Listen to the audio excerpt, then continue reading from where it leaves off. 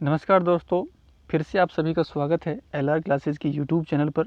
पिछली कक्षा में हमने संघन पाठ योजना पर चर्चा की थी और मुझे आशा है कि आपने 10 के 10 जो संघन पाठ योजना इंटर्नशिप की डायरी में विद्यालय अनुभव कार्यक्रम की पुस्तिका में जो दी गई हैं उनको आपने आसानी से बना लिया होगा। आज उससे आगे चर्चा करते हुए विद्यालय अवलोकन रिपोर्ट पर हम चर्चा करेंगे और इस पर हम आज जानेंगे कि विद्यालय की अवलोकन रिपोर्ट किस प्रकार से तैयार की जाती है। जैसा कि आपके सामने मैं दिखा रहा हूँ कि आपको इसी प्रकार से सेम तैयार करना है। ध्यान रहे अवलोकनकर्ता का नाम, इस जगह पर आप अपना ही नाम लिखेंगे। कभी आप मेरा नाम लखीराम है तो ये लखीराम नाम मत लिख देना, ठीक है। उस समय डायरी आपकी नहीं, वो मेरी डायरी होगी। अतः इस बात की आप सावधानी रखें कि अवलोकनकर्ता का नाम आप अपना ही नाम लिखेंगे। देखिए अवलोकन रिपोर्ट क्या होती है, पहले इसके बारे में आप थोड़ा सा सोच समझ लीजिए, क्योंकि समझ के बनाइएगा तो आपको हमेशा ध्यान रहने वाली है। और एक आप केवल नकल पर ध्यान देंगे तो आप केवल नकल करते रह जाएंगे, आपको जो आपके दिमाग में इससे संबंधित कुछ भी जानकारी नहीं आने वाली है। अवलोकन रिपोर्ट एक इंटर्नशिप की पार्ट होता है। जब हम किसी भी विद्यालय में इंटर्नशिप के लिए जब हमारी ड्यूटी लगती है 28 दिन फर्स्ट ईयर में और सेकेंड ईयर में 4 महीने के लिए लगती है, तो उसके दौरान एक छात्र अध्यापक वहाँ पर विद्यालय में जाकर क्या क्या देखता है, उन सभी की जानकारी इंटर्नशिप की डायरी के अंदर देनी पड़ती है। और उसी का पार्ट है पहला विद्यालय अवलोकन रिपोर्ट, कि आपने विद्यालय में किस प्रकार से क्या क्या चीज़ें देखी हैं, उसका किस प्रकार से अवलोकन किया है, तो उससे संबंधित बनाई जाती है विद्यालय अवलोकन रिपोर्ट।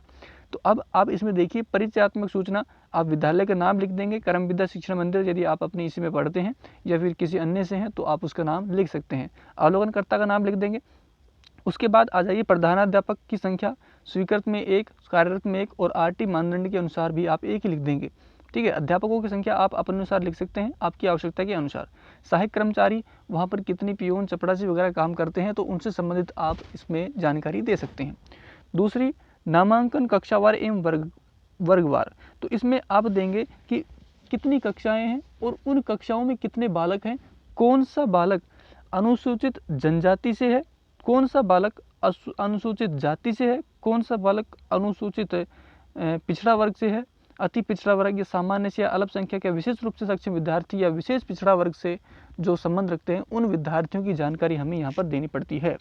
तो यहाँ पर आप अपने अनुसार कोई भी डाटा लिख सकते हैं और उनको डिवाइड करते हुए उनको आप यहाँ पे लिख सकते हैं, ठीक है। तो इस पर आप आसानी से मुझे लगता है इसको लिख लेंगे। और अब हम आगे बढ़ते हैं। आगे देखिए, नीचे देखिए, अब हम आगे बढ़ें तो देखेंगे, आगे देखिए, अब हम इसमें कक्षा अभिभावकों की संख्या भरेंगे, विवरण में श्रमिकों की संख्या भर देंगे, व्यापारी हैं तो व्यापारी लिख देंगे, नौकरी पेशा अर्थात जो बालकों के जो अभिभावक हैं, माता पिता हैं, वो क्या करते हैं, वो श्रमिक हैं, व्यापारी है या किसी नौकरी में है या फिर अन्य कोई काम करते हैं, तो उनसे संबंधित आप लिख देंगे। तो गत सत्र में विद्यालय में ड्रॉप आउट होने वाले विद्यार्थियों की कक्षावार संख्या, तो आप कुछ भी लिख सकते हैं चौथे पॉइंट में।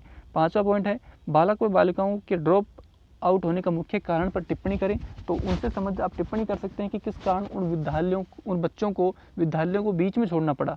कमज़ोर थे, आर्थिक स्थिति खराब थी या फिर अन्य कोई कारण था पढ़ाई में और शैतानी करते थे, तो कोई भी कारण आप उनमें लिख सकते हैं, वो आप अपने अनुसार सुविधा के अनुसार देख लीजिएगा।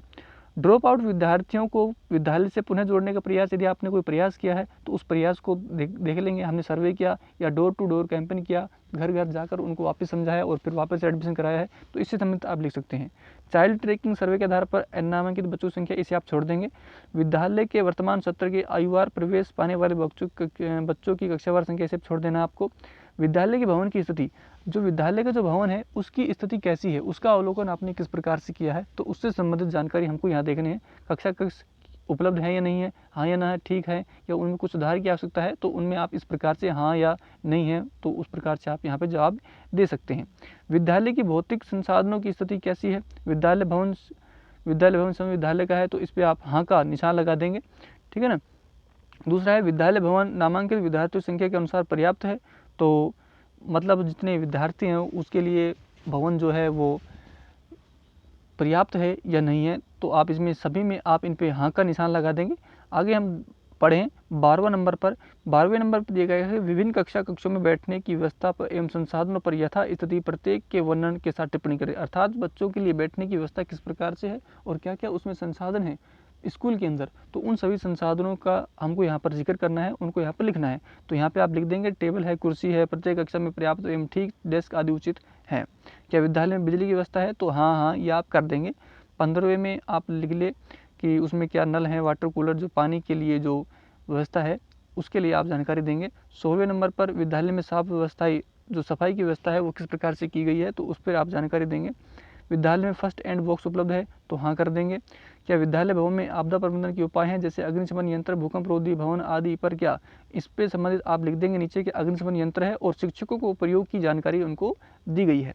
विद्यालय में शौचालय व्यवस्था कि विद्यालय में जो शौचालय हैं वो किस प्रकार से हैं, उनकी व्यवस्था कैसी है, तो उनसे संबंधित आप यहाँ पर लिख देंगे। बालक के लिए है, बालिकाओं के लिए है, महिला शिक्षक के लिए अलग है और पुरुष शिक्षकों के लिए अलग अलग है। तो और स्थिति बिजली की है, पानी की है, साफ सफाई की व्यवस्था, इनमें सब आप उचित लिख देंगे।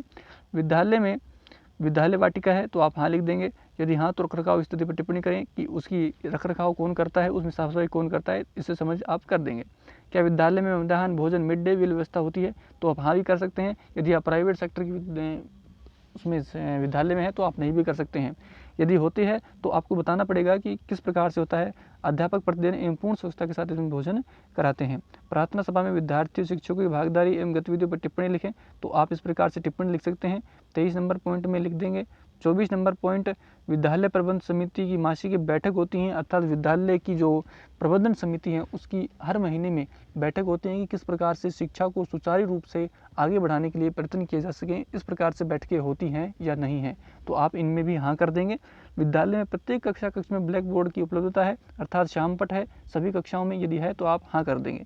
यदि हाँ तो इनके नियमित उपयोग की स्थिति बताएंगे कि उनके उपयोग कौन करता है, कैसे करता है और उनकी स्थिति कैसी है। नियमित रूप से उपयोग में लिए जाते हैं शिक्षकों के द्वारा। विद्यालय में पुस्तकालय है, पुस्तकें हैं, उनमें पुस्तकालय है तो हाँ कर देंगे। उनमें पुस्तकों की संख्या लिख देंगे कि पुस्तक कितनी है। प्रतिमाह विद्यार्थियों एवं शिक्षकों को पढ़ने के लिए दी जाने वाली पुस्तकों की औसत संख्या, कि प्रत्येक माह में कितने विद्यार्थियों को एवं शिक्षकों को जो पुस्तकें दी जाती हैं उनकी औसत संख्या क्या होती है। तो इतना आप कर लेंगे। 27 में 28 में कोई दिक्कत नहीं है मुझे लगता है। तो इतना ये जो है विद्यालय अवलोकन रिपोर्ट, इसे आप आसानी से कर सकते हैं। तो आज की वीडियो में हमने विद्यालय अवलोकन रिपोर्ट के बारे में जाना है और इसे आप आसानी से मुझे लगता है बना लेंगे, कोई इसमें दिक्कत होने वाली नहीं है। विद्यालय अवलोकन रिपोर्ट आप सभी के सामने प्रस्तुत मैं कर चुका हूं और आज का वीडियो आपको कैसा लगा है इसमें आपको मुझे ज़रूर बताएं। और इसके अलावा यदि आपको किसी अन्य जो डायरी है उसको बनाने में आपको यदि समस्या आ रही है तो आप उसे कमेंट बॉक्स में ज़रूर बताएं, ताकि हम उस समस्या का निवारण भी आपके सामने कर सकें। ठीक है, मिलते हैं बहुत जल्द एक नई वीडियो के साथ, तब तक के लिए गुड बाय।